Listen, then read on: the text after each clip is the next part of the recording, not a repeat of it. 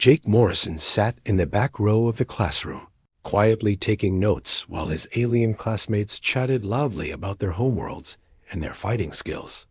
The morning sun of Centauri Prime shone through the massive windows of the Galactic Defense Academy, casting long shadows across the room, filled with dozens of different species. The Academy was the most important military school in the galaxy. Students came from every corner of known space to learn how to become officers in the Galactic Federation fleet. The building itself was huge, made of gleaming metal and crystal that reached high into the purple sky of the alien world. Jake looked around at his classmates and felt very small. To his left sat Zeftal, a 7-foot-tall reptilian warrior from the Draconis system. His green scales gleamed under the lights, and his yellow eyes showed the confidence of a natural predator. Zeftal was always talking about the great battles his people had won and how they were born to fight. My ancestors conquered 12 star systems before your species even learned to make fire, Zeftal said to another student, his forked tongue flicking out as he spoke. We Draconians are the finest warriors in the galaxy. Near the front of the room, Pelinara clicked and buzzed as she communicated with her hive mind species. She looked like a giant ant walking on 2 legs, with 4 arms and compound eyes that could see in all directions at once. Her people were known for their perfect teamwork and battle strategies. They never lost because they could think as one mind across thousands of individuals. Korth sat by himself in a specially reinforced chair. He was a crystalline being, looking like a walking mountain of purple and blue gems. His people came from worlds where the ground itself was made of precious stones. They were nearly impossible to hurt because their bodies were harder than most metals. When Korth spoke, his voice sounded like rocks grinding together. The smallest student in the class was Pipra, an aquatic creature who needed to wear a special water suit to survive on land. She looked like a dolphin that had learned to walk, with smooth gray skin and large black eyes. Her people were famous for being incredibly smart and quick, able to solve complex problems in seconds. Jake was the only human in his class. Earth was considered a death world by most galactic standards, a planet so dangerous that only the toughest species could survive there. Other students expected humans to be savage fighters, always ready for battle. But Jake was quiet and thoughtful, preferring to watch and learn rather than boast about his abilities. The classroom door slid open with a soft hiss, and Professor Zindar entered. He was a tall, blue-skinned creature with 4 arms and a head that looked like an octopus. His large eyes could move independently, allowing him to watch several students at once. Professor Zendar taught advanced xenobiology and combat tactics, one of the hardest classes at the Academy. Good morning, future officers, Professor Zindar said, his voice carrying easily through the room. Today, we will be conducting a very special practical exercise. The students straightened up in their seats. Practical exercises were always more interesting than regular lectures, and they often involved real combat situations. Professor Zendar moved to the front of the room where a large holographic display appeared in the air. The image showed a creature that made several students gasp in fear. It was a writhing mass of shadow and teeth, with multiple glowing eyes that seemed to absorb light around them. This, the professor said, pointing at the hologram, is a void stalker. It is classified as a Class 5 predator, one of the most dangerous non-sentient species we have encountered in the galaxy. Jake leaned forward, studying the creature carefully. He had read about void stalkers in his xenobiology textbooks, but seeing one displayed in such detail was different. The creature was roughly the size of a small shuttle, with a body that seemed to shift between solid and gaseous states. Void stalkers come from the dark regions of space, areas where no stars shine, Professor Zendar continued. They hunt by sensing fear pheromones produced by other living beings. The more afraid their prey becomes, the stronger and more aggressive the stalker grows. Zeftal snorted dismissively. My people have hunted creatures far more dangerous than this shadow beast. A few plasma bolts should put it down quickly. Your confidence is noted, Cadet Zeftal, Professor Zendar replied. However, void stalkers possess another ability that makes them particularly challenging. They can phase through solid matter at will, making traditional barriers and weapons less effective. Velinara's antennae twitched as she processed this information. Professor, surely a coordinated assault using hive mind tactics would overcome such a creature. My people have never encountered a predator we could not defeat through superior strategy. Perhaps, Cadet Velinara, we shall see. Professor Zendar's eyes moved to look at each student in turn. Today, you will face a live void stalker in our simulation chamber. This exercise is designed to test not only your combat skills, but also your ability to work as a team under extreme pressure. Jake raised his hand slowly.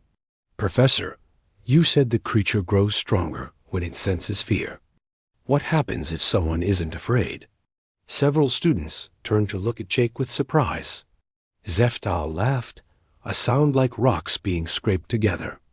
Not afraid? Human, your species may come from a death world, but even you cannot be foolish. Enough to feel no fear when facing a Class 5 predator. Fear is a natural response that keeps us alive, Korth rumbled in his deep voice. Only the dead feel no fear. Professor Zindar studied Jake with interest.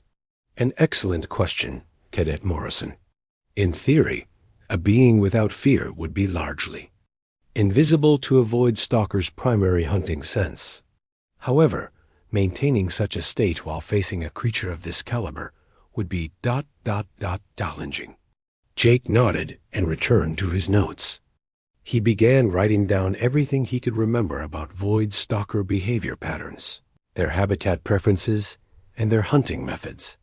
While his classmates continued to discuss their battle plans and boast about their species' combat abilities, Jake focused on understanding the creature itself. The holographic display changed to show the interior of the simulation chamber. It was a massive room with various terrain features, including rocky outcroppings, metal barriers, and open spaces designed to test different combat scenarios. You will be equipped with standard Federation weapons and equipment, Professor Zendar explained. Energy weapons, portable barriers, communication devices, and emergency medical supplies. Your objective is simple: contain and neutralize the Void Stalker while protecting your fellow cadets. Pipra raised one of her fin-like hands. Professor, what safety measures are in place? Surely the Academy would not risk student lives on such a dangerous exercise. The simulation chamber is equipped with emergency systems that can intervene if necessary, Professor Zendar replied. However, I must warn you that these systems have never been tested against a Void Stalker. We will be monitoring the exercise closely, but your primary safety will depend on your own skills and teamwork. The students began talking excitedly, among themselves, planning their approach to the upcoming battle. Zeftal was already describing how he would lead a frontal assault, while Velinara discussed coordination strategies with the other hive mind representatives in the class. Continued taking notes, but his mind was elsewhere. He was thinking about the creature they would face, trying to understand what it might be feeling. Trapped in an alien environment, surrounded by unfamiliar scents and sounds, far from its natural habitat in the dark void of space. The more he thought about it, the more the Void Stalker seemed less like a monster and more like a frightened animal. Professor Zendar checked his chronometer. We will proceed to the simulation chamber in 15 minutes. Use this time to prepare yourselves mentally and review your equipment. Remember, this is not just a test of your fighting abilities, but of your judgment and decision-making under pressure. As the other students continued their loud planning sessions, Jake sat quietly, still thinking about the creature they would soon face.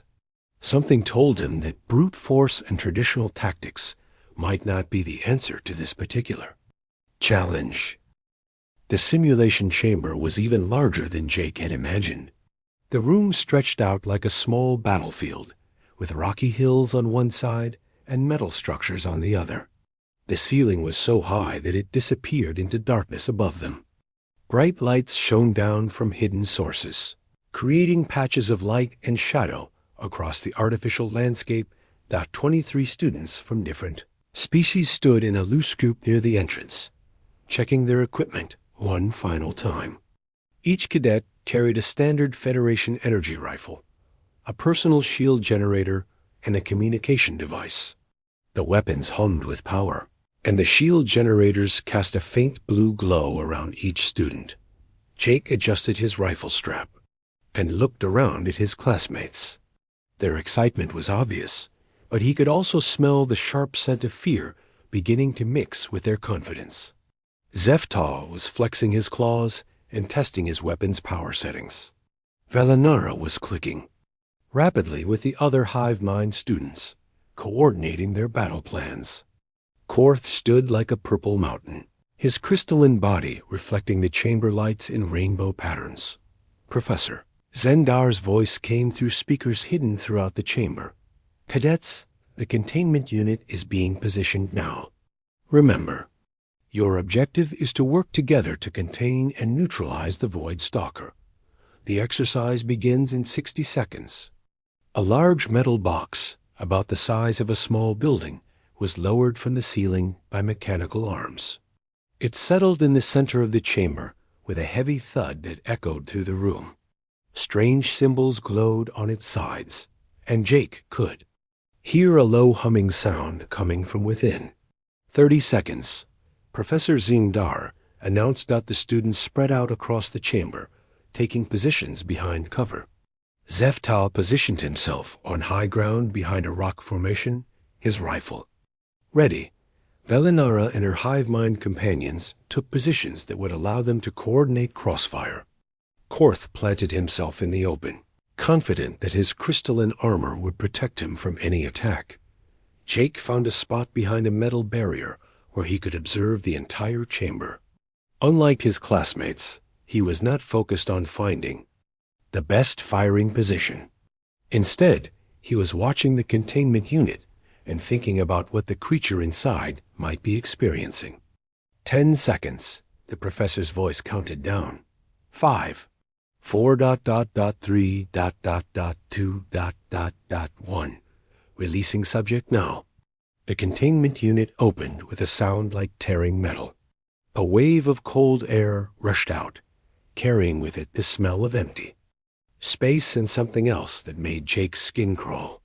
For a moment, nothing happened. Then, slowly, darkness began to pour out of the container like thick liquid. The Void Stalker emerged into the light of the simulation chamber, and several students gasped in terror. It was even more frightening in person than in the holographic display. The creature's body seemed to be made of living shadow that constantly shifted and moved. Multiple eyes opened and closed across its surface, each one glowing with a sickly yellow light. When it opened what might have been its mouth, rows of teeth became visible, sharp as razors and gleaming white against the darkness. The creature was roughly 12 feet long and 6 feet tall, but its exact size was hard to determine because its edges seemed to blur into the air around it. It moved with a flowing motion that was both graceful and terrifying, like smoke given deadly purpose. For several seconds, the Void Stalker remained still, as if getting used to its new environment. Its many eyes turned in different directions, taking in the bright lights, the artificial terrain, and most importantly, the warm-blooded creatures scattered throughout the chamber. Then it began to hunt. Siftail was the first to act. With a roar that echoed through the chamber, he opened fire with his energy rifle. Bolts of bright blue plasma streaked toward the creature, lighting up the chamber like lightning.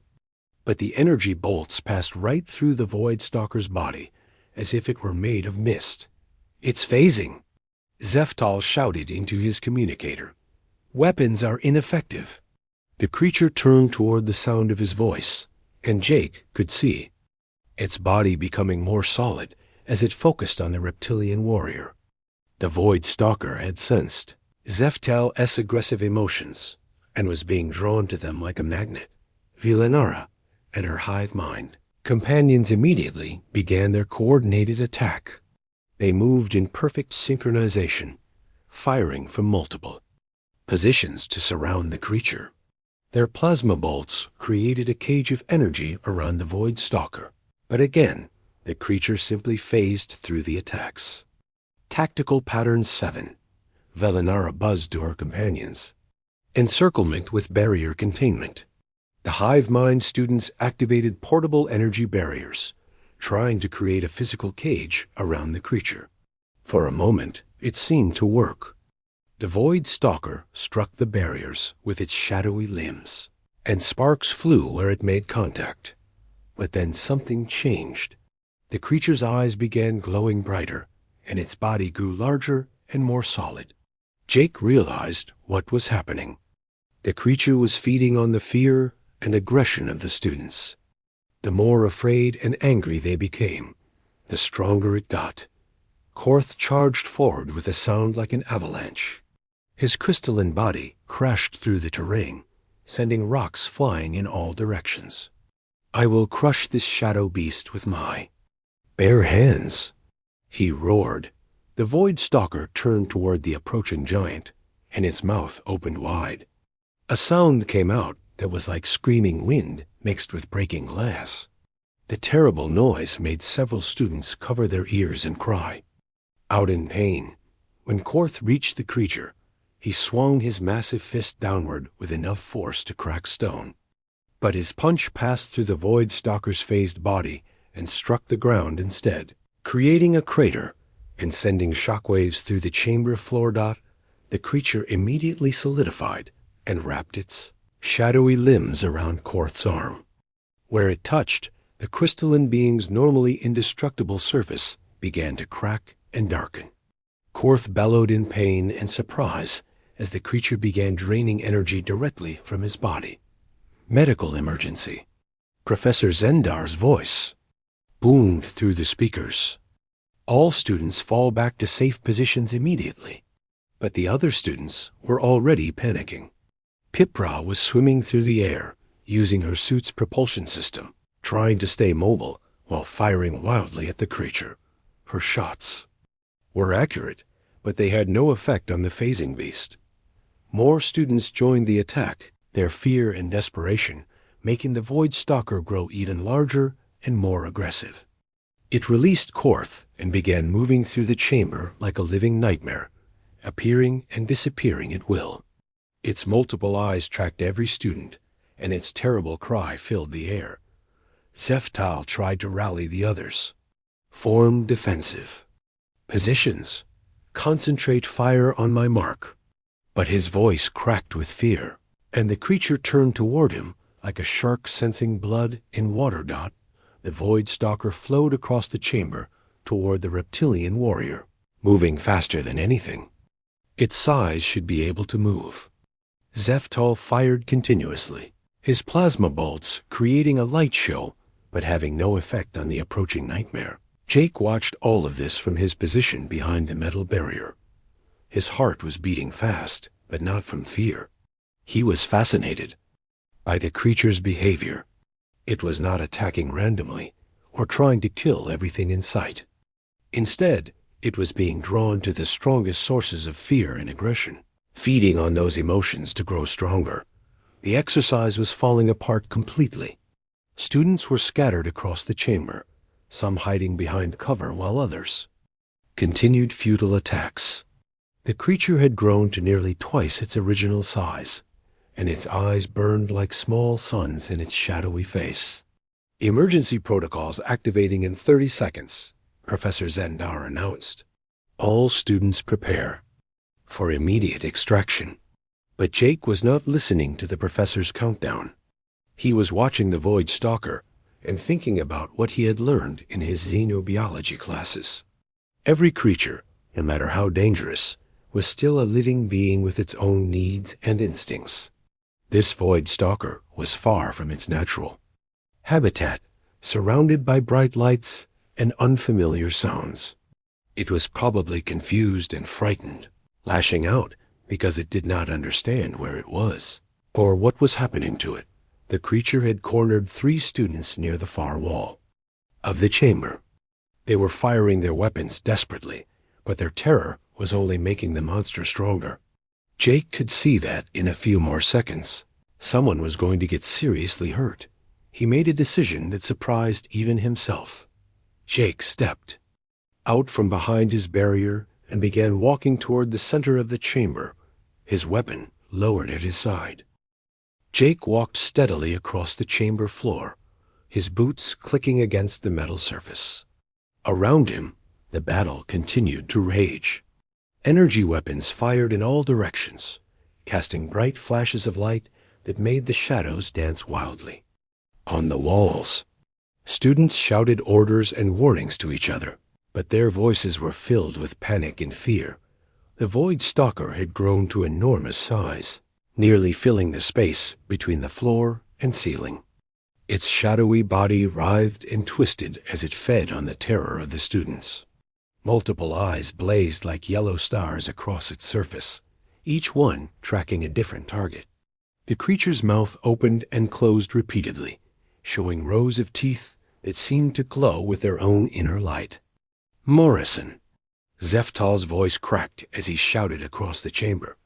"Get back to cover. That thing will tear you apart." But Jake did not run for cover. Instead, he did something that made every student in the chamber stop and stare in disbelief.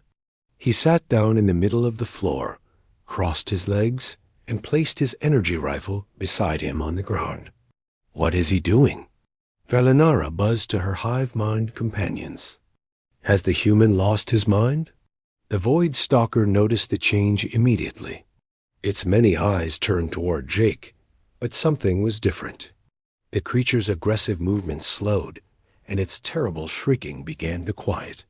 For the first time since the exercise began, the monster seemed confused rather than hungry. Jake sat perfectly still, his hands resting on his knees. His breathing was slow and steady, and his heart rate had actually decreased since he stepped into the open. While everyone else in the chamber radiated fear and aggression, Jake projected something the Void Stalker had never encountered before: complete calm. "Emergency extraction in 10 seconds, Professor Zendar's voice announced through the speakers. But his countdown faltered as he watched what was happening on his monitoring screens. The creature's bioreadings were changing in ways he had never seen before. Jake began to speak, his voice quiet but clear enough to carry across the suddenly silent chamber. He was not talking to his fellow students or to the professors watching from the control room. He was talking to the Void Stalker itself. "When I was 8 years old," Jake said, "I found a wolf in our backyard on Earth. It was winter, and there was snow everywhere. The wolf was hurt, with blood on its leg, and it was very far from where wolves usually lived." The Void Stalker moved closer to Jake, its enormous form flowing across the chamber floor like liquid shadow. But instead of attacking, it seemed to be listening. Its multiple eyes focused on the human, and the glow behind them dimmed slightly. "My parents wanted to call the authorities," Jake continued, his voice never changing from its calm, steady tone. "My neighbors said the wolf was dangerous and should be shot before it hurt someone. Everyone was afraid of it because it was a predator, a killer from the wild." Students around the chamber lowered their weapons slightly, too amazed by what they were seeing to continue firing. The creature was now only a few feet away from Jake, close enough that its shadow fell across him like a dark blanket. Up close, they could see that the Void Stalker's body was not entirely solid. It shifted between states, sometimes appearing as dense as rock, other times as thin as smoke. But I could see that the wolf was not angry. Jake said. It was scared and confused. It did not know where it was or how to get home. The blood on its leg was from trying to climb over a fence to escape. It was not hunting. It was running away. Korth, who was still nursing his injured arm where the creature had, touched him, watched in amazement. How is he not afraid? The crystalline being rumbled quietly. That thing could kill him in seconds. Jake slowly raised one hand, moving very carefully so as not to startle the creature. The Void Stalker's eyes followed his movement, but it did not attack. Instead, it seemed curious about this strange being who showed no fear. I sat in the snow next to that wolf for 3 hours, Jake continued. I did not try to touch it or capture it. I just sat there and talked to it. I told it about my day at school, about the books I was reading, about anything I could think of. Slowly, the wolf began to relax. The creature's body was changing as Jake spoke. The sharp edges that had made it look so dangerous were becoming softer. Its multiple eyes were no longer blazing with hunger, but glowing with what almost looked like curiosity. The terrible shrieking sounds had stopped completely. My parents thought I was crazy, Jake said with a small smile. They watched from the kitchen window, ready to call for help if the wolf attacked, but it never did. After those 3 hours, the wolf let me come close enough to see its injured leg. Pipra, floating nearby in her water suit, whispered to another student, "Look at the creature's bioreadings on your scanner. Its stress levels are dropping." Jake was right. The portable scanners that some students carried were showing that the Void Stalker's aggressive behavior patterns were changing. Its heart rate, if it could be called that, was slowing down. The energy signatures that indicated hunting behavior were fading. I brought the wolf some food and water, Jake continued. Not because I wanted to tame it or keep it as a pet, but because it needed help. Over the next week, I visited it every day. I would sit with it and talk while it healed. I never tried to force it to trust me. I just showed it that I was not a threat. The Void Stalker lowered what might have been its head until it was level with Jake's face. Its largest eye, easily the size of Jake's entire head, studied him with what looked like intelligence.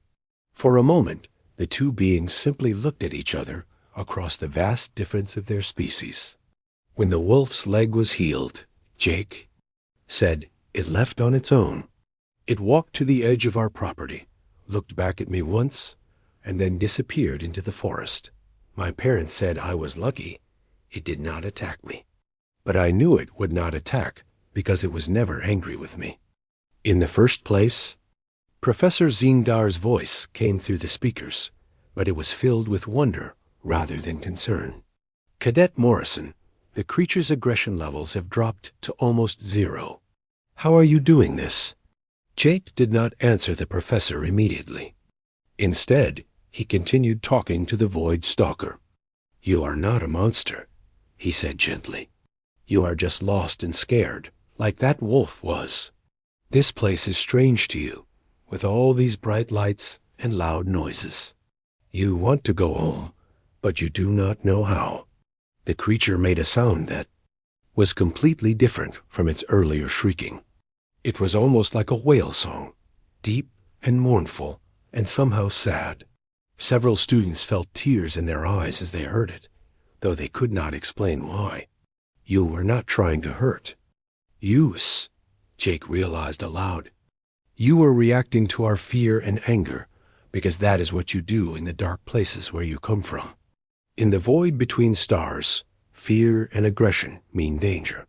So you respond with your own aggression to protect yourself. Jake slowly stood up, moving as carefully as he had when he raised his hand. The Void Stalker followed his movement, but made no threatening gestures. Its body had shrunk back to nearly its original size, and the blazing light in its eyes had dimmed to a soft glow. But we are not in the void now, Jake said, and I am not afraid of you. I see you for what you really are, not what others think you should be. Around the chamber, students began to understand what Jake was doing. He was not fighting the creature or trying to control it. He was communicating with it, showing it that not all beings in this strange place meant it harm. Zeftal lowered his weapon completely. "I have never seen anything like this," he said quietly. "How did he know to do this?" Velinara's compound eyes focused on Jake with new respect. "Perhaps humans see things differently than we do." She buzzed to her companions. The Void Stalker extended what might have been a limb toward Jake, moving very slowly. Jake did not flinch or step back. The shadowy appendage stopped just inches from his face, and Jake could feel the cold energy radiating from it. "I understand," Jake said softly.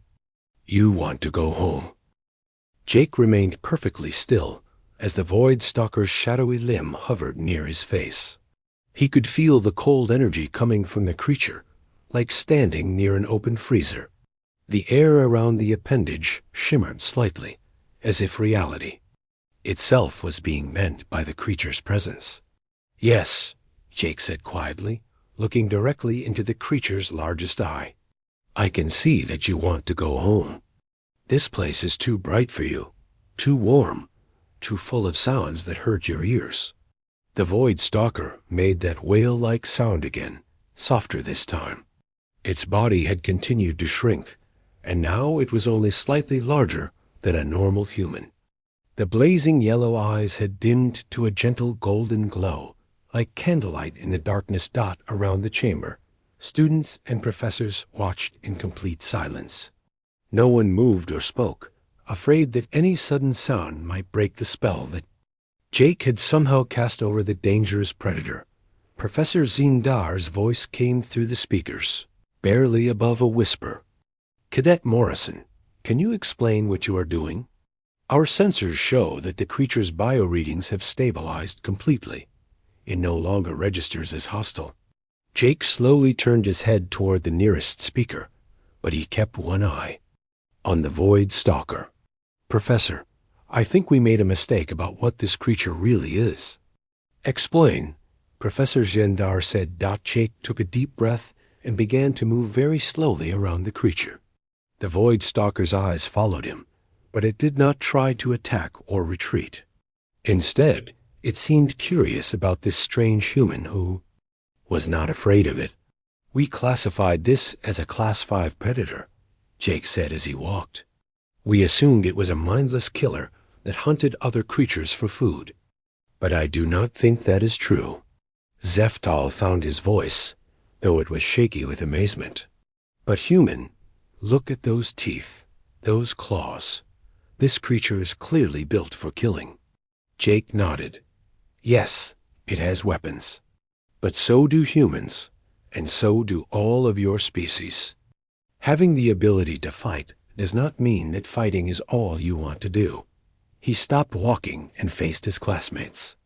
The Void Stalker turned to watch him, its movements now graceful rather than threatening. "Think about where this creature comes from," Jake continued. "A void between stars. A place with no light, no warmth, no sound. A place where the only living things you encounter might be dangerous. In such a place, you would need to be ready to defend yourself at all times." Velinara's antennae twitched as she processed this information. "You are suggesting that the creature's aggressive behavior is defensive rather than predatory?" "Exactly," Jake said. "When we brought it here, we put it in a situation it had never experienced before. Bright lights, loud noises, and creatures radiating fear and aggression. Of course, it responded the way it did. It thought it was under attack." Korth rumbled thoughtfully, his crystalline body still showing cracks where the creature had touched him. "But it grew stronger when we became afraid." "How do you explain that?" Jake turned back to the Void Stalker, which was now following his movements like a curious pet.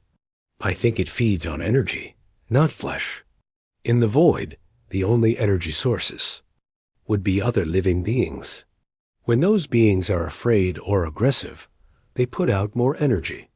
The creature has learned to absorb that energy to survive. The human walked closer to the creature again, moving with the same careful calm he had shown from the beginning. But when there is no fear or aggression, there is nothing for it to feed on in a harmful way. Instead, it can sense other emotions: curiosity, compassion, understanding. As if to prove his point, Jake slowly extended his hand toward the creature. The Void Stalker's nearest eye focused on his hand, and after a moment, it extended its own limb to meet him.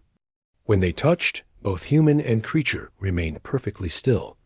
"It is not cold," Jake said with wonder in his voice. "It is warm. Not hot, but comfortable, like sitting by a fireplace on a winter night." The other students began to move closer, but Jake held up his free hand to stop them. "Do not approach yet. It still does not know if it can trust all of you. Let it get used to one person at a time." Professor Zendar's voice was filled with excitement. "Cadet Morrison, you may have just made the most important xenobiological discovery in decades. If your theory is correct, we have been completely wrong about the nature of Void Stalkers." Jake smiled, but kept his attention on the creature. "I think there is more to learn. This being is intelligent. Look at how it responds to different emotions, how it changes its behavior based on what it senses from others. This is not the behavior of a simple predator." To demonstrate his point, Jake began to project different emotions while maintaining contact with the creature. First, he thought about happy memories from his childhood. The Void Stalker's glow brightened slightly, and its body seemed to become more solid and defined. Then Jake thought about a sad day when his pet dog had died. The creature's glow dimmed, and it made a soft, comforting sound. It gently moved closer to Jake, as if trying to offer comfort. "It is empathic," Jake said with growing excitement. "It can sense and respond to emotions, not just fear and aggression. This creature might be more emotionally intelligent than most sentient species." Pipra swam closer through the air, her curiosity overcoming her caution. "If this is true, then we have been treating a highly intelligent being like a dangerous animal." "Worse than that," Jake said. "We have been putting it in situations that cause it distress and confusion, then punishing it for reacting naturally." The Void Stalker seemed to understand that they were talking about it. Its multiple eyes turned to look at each student in turn, no longer searching for threats, but simply observing. When its gaze fell on Korth, it made a sound that might have been apologetic. Korth studied the creature that had injured him just minutes before. Slowly, the crystalline being took a step forward. "If you are correct, human, then this creature hurt me not out of malice, but out of fear." Jake nodded. "And you frightened it by charging at it with aggressive intent. It was defending itself the only way it knew how." "Can I approach?" Korth asked. Jake looked at the Void Stalker, trying to sense its mood. The creature's eyes were focused on Korth, but there was no hostility in its gaze. "Move slowly. Project. Calm thoughts. Do not think about fighting or defending yourself. Think about understanding." Korth took slow, careful steps toward Jake and the creature. As he approached, the Void Stalker's body tensed slightly, but it did not retreat or become aggressive. When Korth was close enough, he slowly extended one of his massive hands. The creature studied the crystalline appendage for a long moment. Then very gently, it reached out with one of its own limbs and touched Korth's hand. Where they made contact, the cracks in Korth's crystalline surface began to heal. "By the ancient stones," Korth whispered. "It is healing the damage it caused." Jake felt a surge of excitement. It is not just empathic. It can manipulate energy in ways we do not understand. The healing, the ability to phase through matter, the way it grew when it absorbed fear and aggression. This creature might be one of the most advanced life forms we have ever encountered. One by one, The other students began to approach. Zeftel came forward with his head lowered in a gesture of respect. Velinara and her hive-mind companions moved in perfect synchronization, projecting feelings of curiosity and friendship. Even the smaller students, like Pipra, overcame their fear to witness this historic moment. The Void Stalker responded to each approach differently, seeming to understand the unique nature of each species. With Zeftal, it matched his warriors. Respect with dignity. With the hive mind students, it somehow managed to project a sense of unity. With Pipra, it became smaller and less intimidating. This changes everything, Professor Zendar said over the speakers. If Void Stalkers are intelligent, empathic beings rather than mindless predators, we will need to completely revise our classification systems and our first contact protocols. Jake finally stepped back from the creature, though he remained close. Enough to touch it if needed. There is one more thing we need to do, he said. We need to figure out how to get it home. Jake stood next to the Void Stalker as his classmates formed a circle around them. The creature had become completely calm, its body glowing with a soft golden light that seemed to warm the entire chamber. Its multiple eyes moved from student to student, no longer searching for threats, but simply observing these strange new beings with curiosity. How do we help it get home?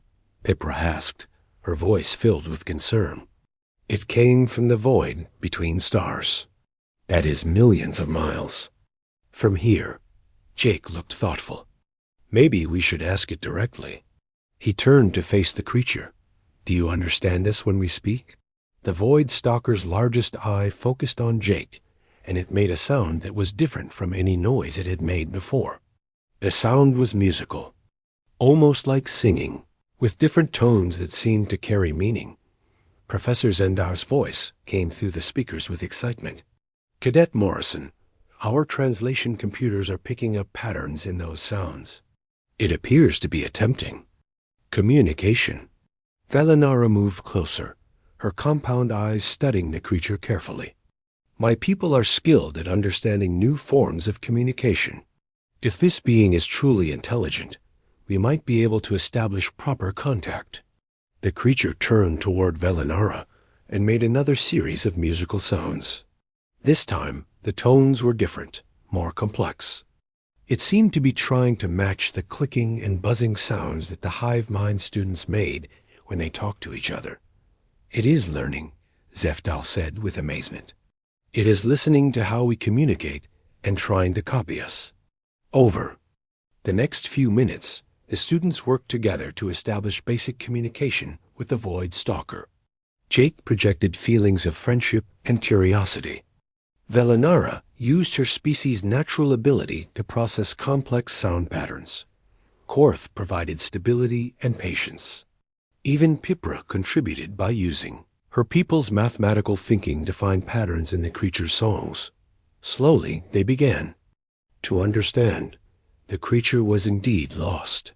It had been traveling through the void when it was captured by a Federation exploration ship. It had no way to navigate back to its home region of space. Worse, it was growing weaker because it could not find the right type of energy to sustain itself in this bright, warm environment. It feeds on the energy of dark matter, Jake realized. That is why it comes from the void between stars. Out. There, dark matter is everywhere.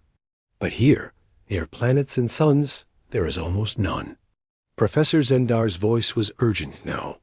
How long can it survive without proper nourishment? The creature's song became sad and low. Through their growing understanding, the students realized it was telling them that it was already very weak. It might only survive a few more days in this environment. Jake felt a surge of determination. Then we have to get it back to space as quickly as possible. But how? Korth asked. The nearest void region is weeks away by the fastest Federation ships. The creature made another sound, and this time its meaning was clear to everyone. It was grateful for their kindness, but it did not expect them to risk themselves to save. It It had accepted that it would die far from home. Jake felt anger rise in his chest, not at the creature, but at the unfairness of the situation. This intelligent, gentle being was going to die simply because it had been in the wrong place at the wrong time. He looked around at his classmates and saw the same emotions on their faces. "No," Jake said firmly. "There has to be a way." Suddenly, the chamber doors opened, and Professor Ziendar entered with several other Academy officials. Jake had expected them to be angry or frightened, but instead they looked excited and amazed. "Cadets," Professor Ziendar said, "what you have accomplished here today will be remembered for generations. You have made first contact with a completely unknown form of intelligent life." Academy Director Velthin, a tall being with silver skin and 3 arms, stepped forward. "More than that," she said. "You have shown that peaceful contact is possible, even with species we initially considered hostile. This will change how the Federation approaches all future encounters." Jake felt proud, but he was still worried about the creature. "Director, we need to help it get home. It is dying in this environment." Director Velthin nodded seriously. "We are already working on that problem. The Academy has contacted the Federation Science Council. They are sending a deep space vessel, equipped with dark matter collectors. If we can provide the creature with the energy it needs, we can keep it healthy during the journey back to its home region." The Void Stalker seemed to understand what they were discussing. Its glow brightened, and it made sounds that could only be described as hopeful. "There is more," Professor Ziendar said. "The Federation Council wants to establish formal diplomatic contact with the creature's species. This could be the beginning of an entirely new chapter in galactic relations." Jake felt a warm glow of satisfaction, but he was also curious about something else. "Professor, was this really just a training exercise?" Professor Ziendar's 4 eyes focused on Jake, and the human could see something like pride in them. "The combat scenario was real, Cadet Morrison. But there was always another purpose to this exercise. We have been searching for students who could think beyond traditional military solutions. Students who could see possibilities where others see only problems." Director Velthin stepped closer to Jake. "The galaxy is full of species we do not understand. Most first contact situations end in conflict because both sides assume the worst about each other. We need officers who can find peaceful solutions, who can see past their own fears and prejudices." "Like what Jake did with the wolf," Pipra said suddenly. Everyone turned to look at her. In his story, everyone else wanted to hurt the wolf because they were afraid. But Jake saw that it was just lost and scared.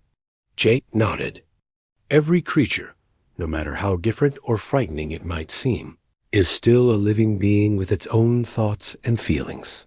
If we take the time to understand instead of immediately fighting, we might discover that we have more in common than we think. Zeftal, who had been quiet during this exchange, finally spoke up. "Human, my people have always believed that strength comes from victory in battle. But today you showed me a different kind of strength. You defeated a class. 5 Predator without firing a single shot." "I did not defeat it," Jake corrected gently. "I made friends with it." The Void Stalker moved closer to Jake and gently touched his shoulder with one of its limbs. The gesture was unmistakably affectionate, like a cat rubbing against its owner. Jake smiled and patted the creature's appendage. "What happens now?" Velinara asked. Director Velthin looked around at all the students. "Now you continue your training, but with a new understanding of what it means to be a Federation officer. You have learned that sometimes the greatest victories come not from fighting, but from choosing not to fight." She turned specifically to Jake. "Cadet Morrison, you have been selected for advanced diplomatic training. Your unique perspective will be valuable in future first contact situations." Jake felt excited about the opportunity, but he was also a little sad. Will I be able to see our friend again? The Void Stalker seemed to understand his question. It made a complex series of sounds that somehow conveyed the idea that this was not goodbye forever. It would remember Jake and the other students who had shown it kindness. If their paths crossed again in the vast galaxy, it would recognize them as friends. Over the next hour, the creature was carefully transported to a specialized containment unit that could provide it with the dark matter energy it needed.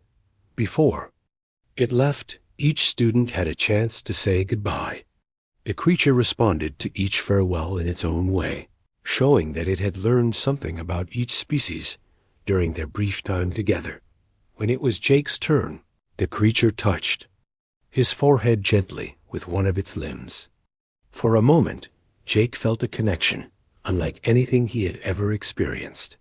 He could sense the creature's gratitude, its wonder at discovering that not all beings in the galaxy were hostile, and its hope that this meeting would lead to better understanding between all species.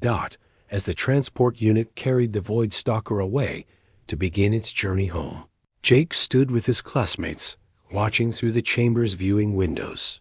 They had started the day expecting to fight a monster. Instead, they had made a friend and learned something important about themselves and the galaxy they lived in. Professor Zendar approached Jake as the other students began to file out of the chamber. You did something remarkable today, Cadet. But I am curious about one thing. Were you truly not afraid when you approached that creature? Jake thought about the question carefully. I was afraid, he admitted, but not of the creature. I was afraid that we might hurt something that did not deserve to be hurt. I was afraid that fear itself might make us do something we would regret later. The professor nodded with understanding. Perhaps that is the most important kind of courage of all. As Jake left the chamber, he looked up at the stars, visible through the Academy's transparent dome. Somewhere out there, his new friend was beginning its journey home. And somewhere else, there were probably other species waiting to be understood.